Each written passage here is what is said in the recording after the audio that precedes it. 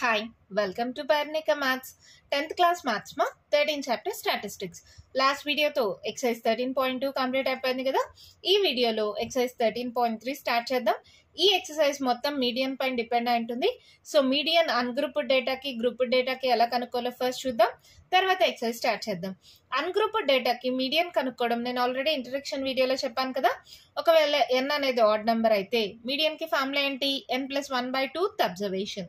అదే n అనేది even అయితే మీడియన్ కి ఫార్ములా ఏంటి?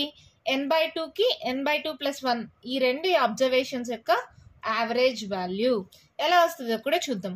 ఇలా 3, 9, 6, 5, 8 ఇలా కొన్ని నంబర్స్ ఇచ్చేసారనుకోండి, వీటిని అన్గ్రూప్డ్ డేటా అంటారు. ఏమంటారు? Ungrouped data. ఫస్ట్ ఈ వాల్యూస్ ని అసెండింగ్ ఆర్డర్ లో కానీ డిసెండింగ్ ఆర్డర్ లో కానీ అరేంజ్ చేసుకోండి. అసెండింగ్ ఆర్డర్ లో పెడదామా? 3, తర్వాత 5, తర్వాత 6, తర్వాత 8, తర్వాత 9. అవునా? ఇప్పుడు ఏంటిది? చిన్న నుంచి పెద్ద అసెండింగ్ ఆర్డర్ లో ఉంది. అసెండింగ్ ఆర్డర్ డిసెండింగ్ ఆర్డర్ ఏంటో తెలుసు కదమ్మా. అసెండింగ్ ఆర్డర్ అంటే చిన్న నెంబర్ నుంచి పెద్ద నెంబర్కి, డిసెండింగ్ ఆర్డర్ అంటే పెద్ద నెంబర్ నుంచి చిన్న నెంబర్కి. ఇది అసెండింగ్ ఆర్డర్లో ఇలా అరేంజ్ చేసుకున్న తర్వాత n ఈక్వల్స్ టు ఎంతో చూసుకోండి. n ఎంత? 1, 2, 3, 4, 5. సో n ఈక్వల్స్ టు 5 అవుతుంది. n equals to 5. 5 అనేది ఏంటి? Odd number. ఆడ్ నంబర్ అంటే మీడియన్ ఏమవుతుంది? n+1/2 observation. n+1/2 observation. That equals to ఏమవుతుందమ్మా? n+1 అంటే 5+1/2 అంటే 6/2 అంటే that equals to third observation. ఇప్పుడు మనం అరేంజ్ చేసుకున్న దాంట్లో థర్డ్ అబ్జర్వేషన్ ఏంటి? 6. 1, 2, 3. Therefore median equals to 6. అంతే, అయిపోయింది. అదే ఒకవేళ ఈవెన్ నెంబర్ ఉంటే ఇక్కడ చూడండి, ఫస్ట్ ఆర్డర్లో అరేంజ్ చేసుకోండి.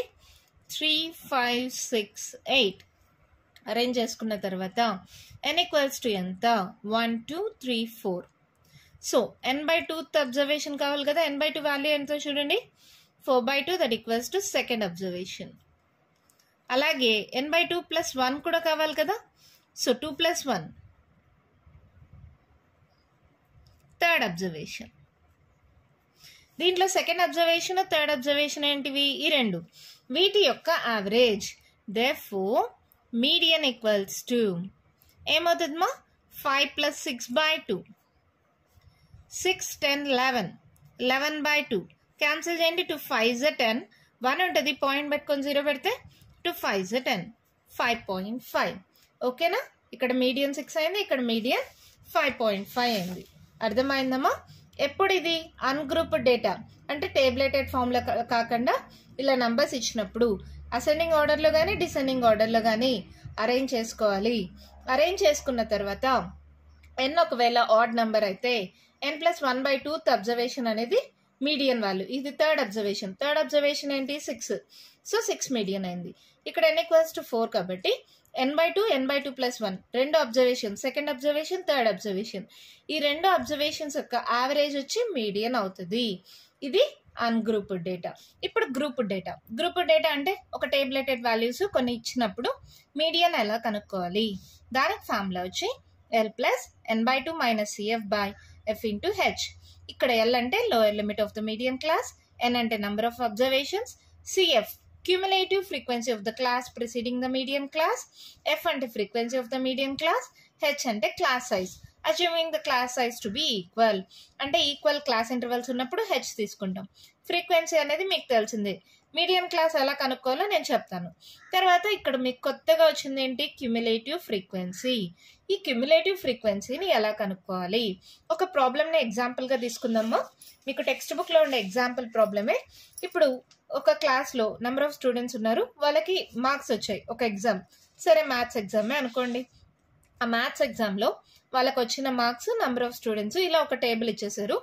దీనికి మీడియన్ కనుక్కోమన్నారు.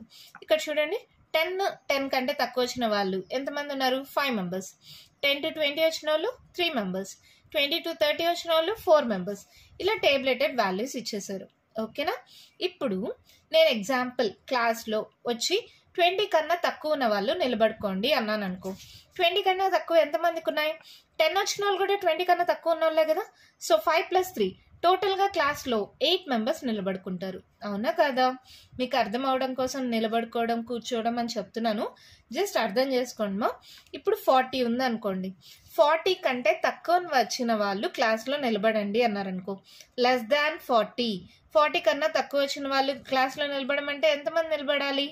5 + 3 8 8 + 4 8 9 10 11 12 మళ్ళీ 13 14 15 ఈ 15 మెంబర్స్ క్లాస్లో స్టాండప్ నిలబడుకోవాలి. అవునా కదా? దాన్నే ఈ యాడ్ చేసుకుంటూ పోయాం కదా, దాన్నే క్యుములేటివ్ ఫ్రీక్వెన్సీ అంటాం. లెస్ దాన్ 40 వచ్చిన వాళ్ళు ఎంతమంది? 15 మెంబర్స్. లెస్ దాన్ 70 వచ్చిన వాళ్ళు 29 మెంబర్స్. జస్ట్ యాడ్ చేసుకుంటూ పోవడమ్మా. ఇప్పుడు ఎగ్జాంపుల్, ఇంకొక చిన్న ఎగ్జాంపుల్ చెప్తాం. 30కి పాస్ అనుకుందాం. 30 కన్నా తక్కువ వచ్చిన వాళ్ళు నిలబడమంటే 5 + 3 8 8 + 4 9 10 11 12 మెంబర్స్ నిలబడుకోవాలా వద్దా? అలా యాడ్ చేసుకుంటూ పోయారు చూడండి. 5 + 3 8 8 + 4 12 అలా యాడ్ చేసుకుంటూ పోవడమే క్యుములేటివ్ ఫ్రీక్వెన్సీ. ఇప్పుడు ఎగ్జాంపుల్, లెస్ దాన్ 100 వచ్చిన వాళ్ళు నిలబడండి అంటే ఎగ్జామ్ ఉండేది 100 మార్క్స్కి. సో క్లాస్లో ఉన్న వాళ్ళందరూ నిలబడుకుంటారు కదా. సో టోటల్గా క్లాస్లో ఎంతమంది ఉన్నారు? 53 మెంబర్స్. ఈజీగా అర్థమైంది కదా. చూడండి మా, ఎప్పుడైతే less than 10 less than 20 less than 30 ఇలా తీసుకున్నామే, దీన్ని cumulative frequency distribution of the less than type అంటారు. ఏమంటారు? Cumulative frequency distribution of the less than type. ఇక్కడ we take the upper limits of the respective class intervals. ఇక్కడ చూడండి 10 20 30 40 50 ఇవన్నీ ఏంటివి? అప్పర్ లిమిట్స్ కదా. అలా తీసుకునే దాన్ని తర్వాత లెస్ దాన్ అని తీసుకుంటే దాన్ని ఏమంటాం? Cumulative frequency distribution of the less than type. ఇంకొకటి ఉంది ఇక్కడ చూడండి. Next, more than or equals to 0. 0 కంటే ఎక్కువ ఎంతమందికి వచ్చి ఉంటుంది? క్లాస్ మొత్తం 0 కంటే ఎక్కువే వచ్చి ఉంటుంది కదా. సో టోటల్ ఎంత? 53. So more than or equals to 0 అంటే 53. More than or equals to 10 అంటే ఈ 5ని మైనస్ చేసేయాలి కదా. వీళ్ళేంటి 10 కన్నా తక్కువ వచ్చిన వాళ్ళు. సో ఈ 5ని మైనస్ చేసేయాలి. సో 53 - 5.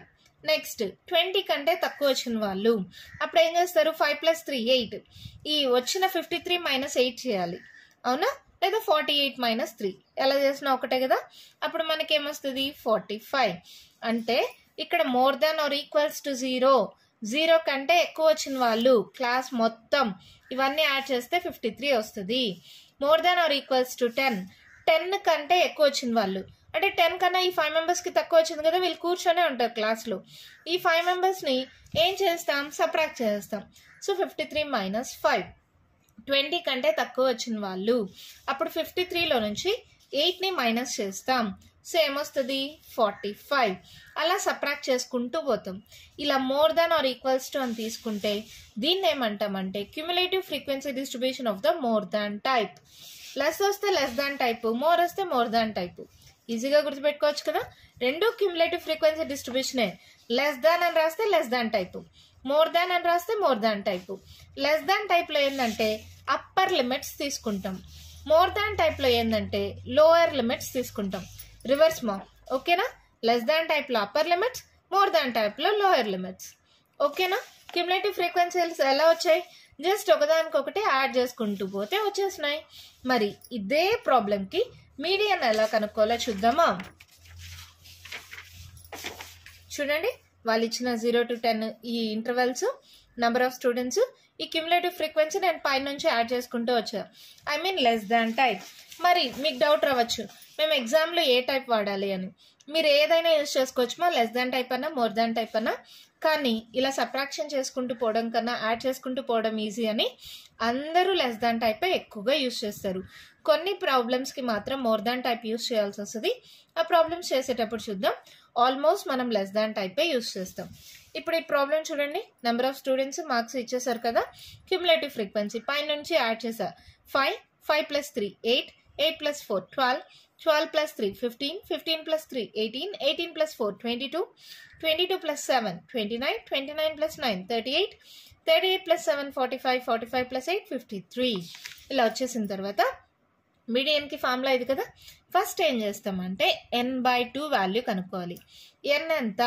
ఈ లాస్ట్ వచ్చిన వాల్యూయే 53 బై 2 చేయండి. ఎంత వస్తుంది? 2 2s are 4, క్యారీ ఆన్ ఇస్తే 2 6s are 12. అవునా?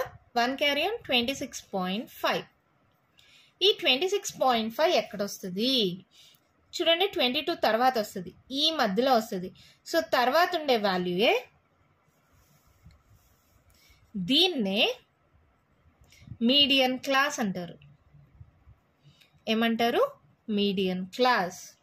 మోడ్ క్లాస్ అలాగే చూసారు కదా. ఇప్పుడు ఇది median class.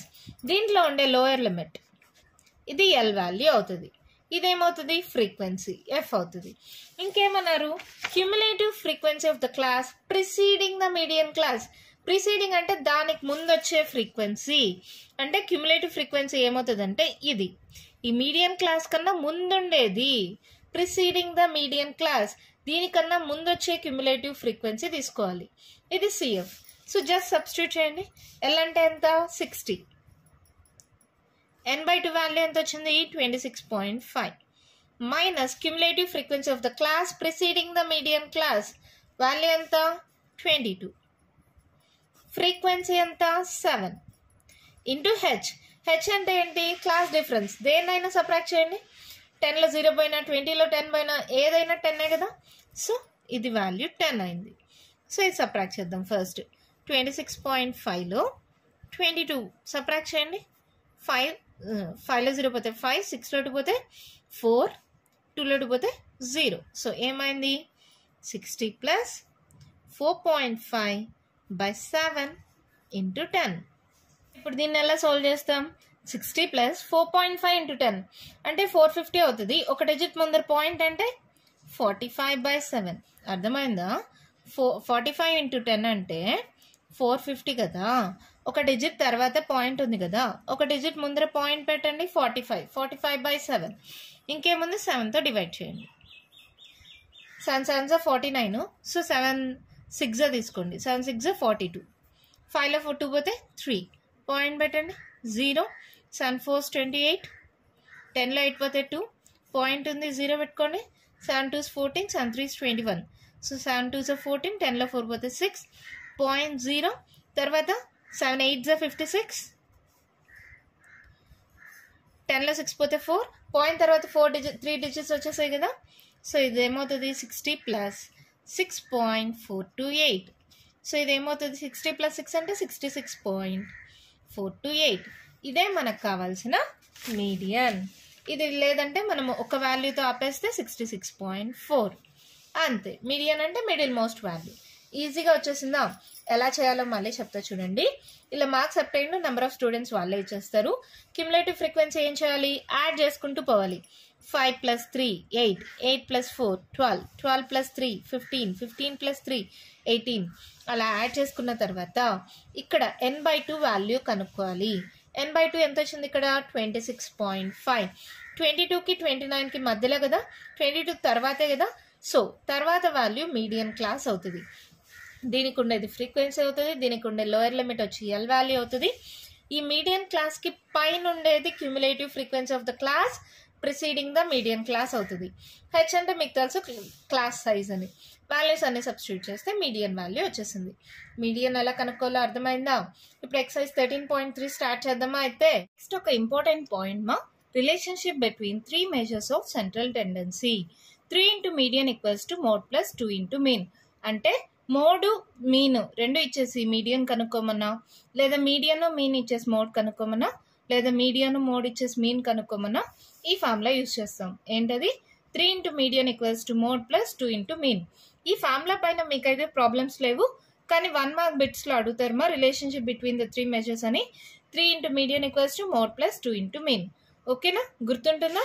Next exercise 13.3 first one question చూడండి. మేము ఇచ్చారు the following frequency distribution gives the monthly consumption of electricity of 68 consumers of a locality.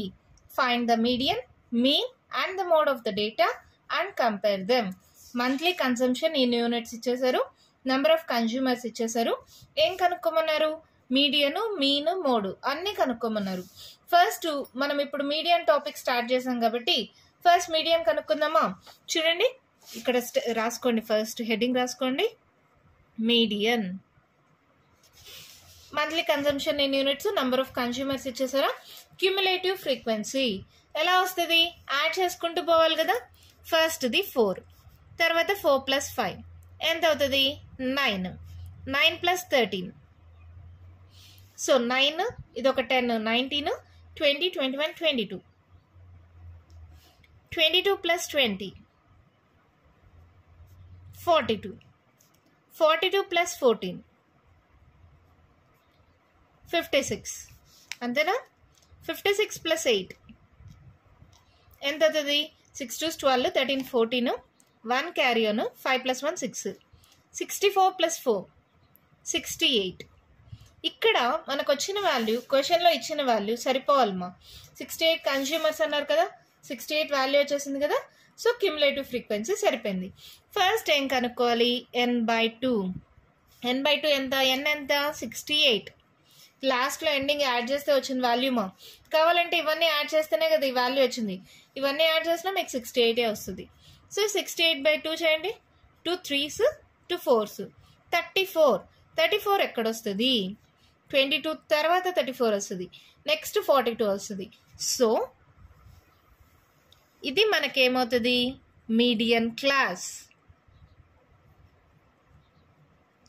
దీంట్లో ఉండే లోయర్ లిమిట్ ఇదేంటిది, ఎల్ వాల్యూ, ఇదేంటిది ఎఫ్ వాల్యూ.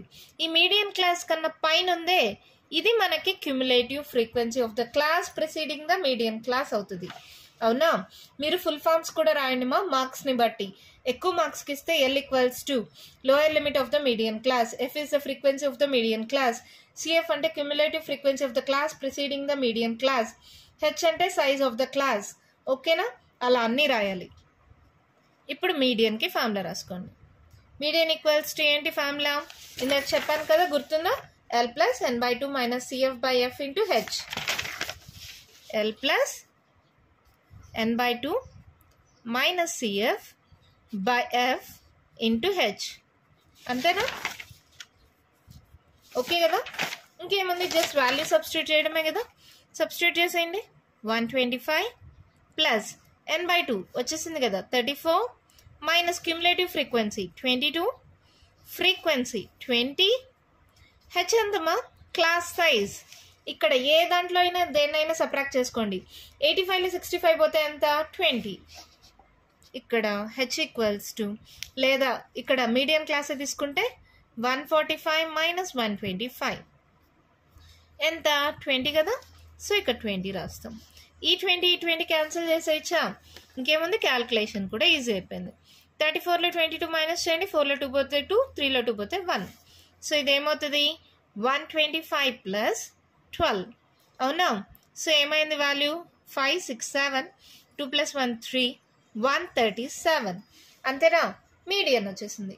అర్థమైందమ్మా. ఇక్కడ యూనిట్స్ అన్నారు కదా, సో ఇక్కడ ఏం రాస్తారు 137 యూనిట్స్. మళ్ళీ ఒకసారి చెప్పిన స్టార్టింగ్ ప్రాబ్లమ్స్ కదా, మళ్ళీ ఒకసారి చూద్దాం. ఇప్పుడు మంత్లీ కన్సంప్షన్ ఇచ్చేసారు, నెంబర్ ఆఫ్ కన్స్యూమర్స్ ఇచ్చేసారు. This is nothing but frequencies. ఓకేనా, ఫ్రీక్వెన్సీస్ ఎఫ్ఐ అని పెట్టుకోండి. ఇది ఫ్రీక్వెన్సీ. ఓకేనా, క్యుములేటివ్ ఫ్రీక్వెన్సీస్. ఇక్కడ మీడియన్ క్లాస్ ఎలా కనుక్కుంటాం, n/2 వాల్యూ కనుక్కుంటాం. ఈ 34 ఎక్కడ వస్తుంది, 22 తర్వాత 42 ముందు. అవునా. సో ఈ 34 తర్వాత వచ్చే నంబర్ దీన్ని మీడియన్ క్లాస్గా తీసుకుంటాం. దీని లోయర్ లిమిట్ ఎల్ అవుతుంది, దీనికి ఉండే ఫ్రీక్వెన్సీ ఎఫ్ అవుతుంది, దీనికన్నా పైన ఉండేది cumulative frequency of the class preceding the median class అవుతుంది, సిఎఫ్ అంటే అదే. సో వాల్యూస్ అన్ని సబ్స్టిట్యూట్ చేస్తే ఆన్సర్ వచ్చేసింది. మరి ఇదే ప్రాబ్లంకి మీను మోడ్ కనుక్కుందామా. Monthly consumption in units, number of consumers ఇచ్చేసారు, ఎఫ్ఐ, క్లాస్ మార్క్. ఎక్స్ఐ ఎలా కనుక్కుంటాం గుర్తుందా, upper limit plus lower limit divided by 2. So ఏమవుతుంది ఇది 85 + 65 ఎంత 5 10 9 6 15, 150/2 ఎంత అవుతుంది 2 7s 14, 1 క్యారీ అని ఇస్తే 2 5s. అవునా. ఇక్కడ చూడగానే చెప్పచ్చు 65 మా 85, మధ్యలో వాల్యూ ఎంత 75, 85 95, 105 115, 125 135, 145 155, 165 175, 185 195, వచ్చేసినాయా? దీంట్లో మిడిల్ మోస్ట్ వాల్యూని ఏగా తీసుకుందాం. ఈ రెండు వదిలేస్తే ఇది ఏగా తీసుకోండి. ఏ ఈక్వల్స్ టు ఎంత? 135. 135లో 135 పోతే 0. 155లో 135 పోతే ఎంత అవుతుంది? 5లో 5 పోతే 0, 5లో 3 పోతే 2, 1లో 1 పోతే 0. ఇక్కడ 20 వచ్చిందంటే multiples of 20, 21s, 22s, 23s. ఇక్కడ అవే నెగిటివ్ వాల్యూస్, -20, -40, -60. కావాలంటే మీకు డౌట్ వస్తే ఒకదాన్ని చెక్ చేసుకుందాం. 135 - 75, 135 - 75.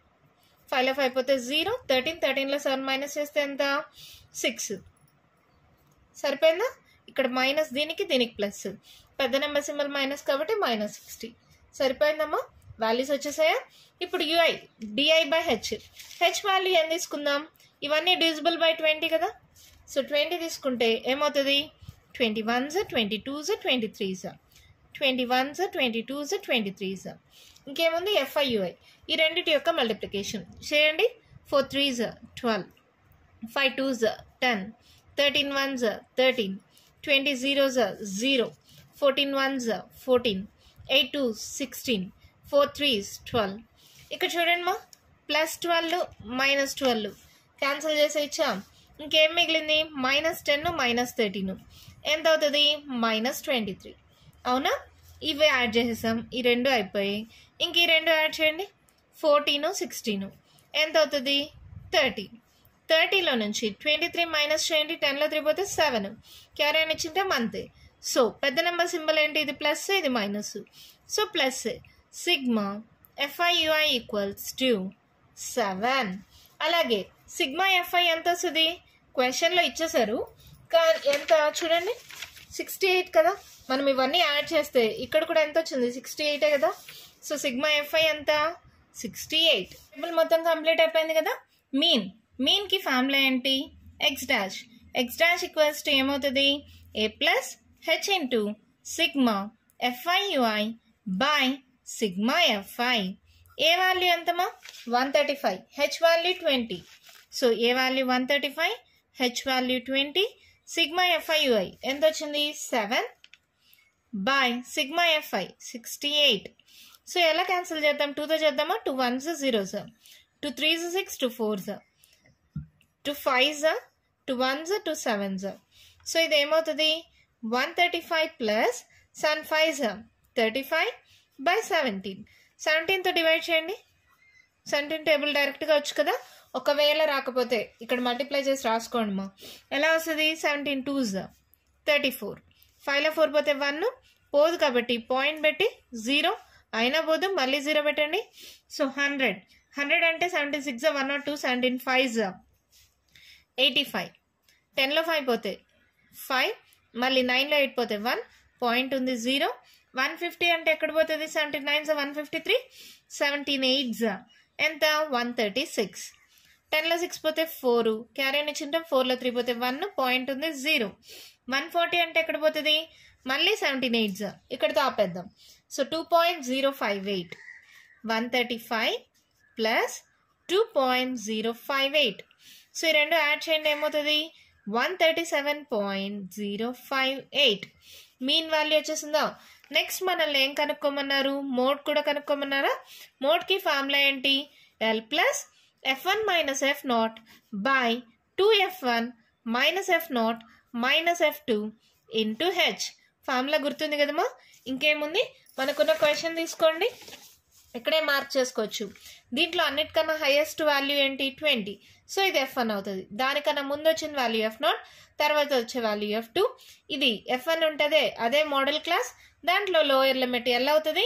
ఇంకా క్లాస్ సైజ్ H అంటే సేమ్, దీనికి కూడా H వాల్యూ సేమ్. మీడియంలో కనుక్కుంటాం కదా, H 20. వాల్యూస్ అన్ని ఇక్కడ సబ్స్టిట్యూట్ చేస్తున్నా. నేను మళ్ళీ చూపిలేనమ్మా, డైరెక్ట్గా రాసేస్తున్నా. L value 125, F1 20, F0 13, 2 into 20 minus 13 minus 14 into H ఎంత? 20. ఓకేనా? సో ఇదేమవుతుంది? 125, 10లో 3 పోతే 7 కదా, బై 40 మైనస్ -13 -13 -14 13 2 26 ఇంకొకటి అంటే 27 అంతేనా. So -27 into 20. సో 40లో 27 సబ్ట్రాక్ట్ చేయండి. 10లో 7 పోతే 3 క్యారీ అని ఇచ్చింటాం కదా. 3లో 2 పోతే 1. సో ఇదేమవుతుంది 125 ప్లస్ పైన మల్టిప్లై చేయండి. 7 2 14 140 డివైడెడ్ బై 40లో 27 మైనస్ చేస్తే 13 అవునా. 13తో డివైడ్ చేద్దాం. 13 10s 130. సో ఏమవుతుంది ఇక్కడ పాయింట్ పెట్టి 0 పెట్టండి. ఇంకా 13 7s 91 కదమ్మా. అదే పోతుంది కదా. 13 7s 91. 10లో 1 పోతే 9. ఇక్కడ మళ్ళీ క్యారీ అని ఇచ్చింటాం. ఇంకేం పోదు. పాయింట్ ఉంది కదా 0 పెట్టుకోండి. 90 అంటే ఎక్కడ పోతుంది 13 6 78. 10లో 8 పోతే 2 8లో 7 పోతే 1 పాయింట్ ఉంది 0. 120 అంటే ఎక్కడ పోతుంది 13 9s 13 9s ఎంత 117. సో 10లో 7 పోతే 3 క్యారీ అని ఇచ్చింటాం. 1లో 1 పోతే ఇంకా ఇక్కడితో ఆపేద్దామా. ఇక్కడ 3 వాల్యూస్ వచ్చేసాయి కదా. సో 125 ప్లస్ 10.769 125 ప్లస్ 10 అంటే 135 135.769. సో ఈ వాల్యూ పాయింట్ తర్వాత 2 యూనిట్స్ అనుకుంటే 135.76 యూనిట్స్ అని రాసే ఇచ్చా. ఇక్కడ మీన్కి కూడా యూనిట్స్ పెట్టండి. అంతే మన ప్రాబ్లం కంప్లీట్ అయిపోయింది. మీన్ ఎలా కనుక్కోవాలో మీకు తెలుసు. మోడ్ ఎలా కనుక్కోవాలో మీకు ఆల్రెడీ తెలుసు. ఇంకా మీడియన్ అంటే ఎలా కనుక్కోవాలో నేను 2 సార్లు ఎక్స్ప్లెయిన్ చేశాను కదా. మీడియన్ ఎంత వచ్చింది 137. మీన్ ఎంత వచ్చింది 137.058. తర్వాత మోడ్ ఎంత వచ్చింది 135.76 యూనిట్స్. ఓకేనా, అర్థమైందా. ప్రాబ్లంలో మీన్ మీడియన్ మూడు కనుక్కున్నాం కదమ్మా. ఇంకా మీకు ఏమైనా డౌట్స్ ఉంటే కామెంట్ బాక్స్లో అడగండి. మీకు కానీ వీడియో నచ్చినట్టయితే లైక్ చేయండి, షేర్ చేయండి, నా ఛానల్ని సబ్స్క్రైబ్ చేసుకోండి. కంటిన్యూషన్ ప్రాబ్లమ్స్ నెక్స్ట్ వీడియోలో డిస్కస్ చేద్దాం. Thank you.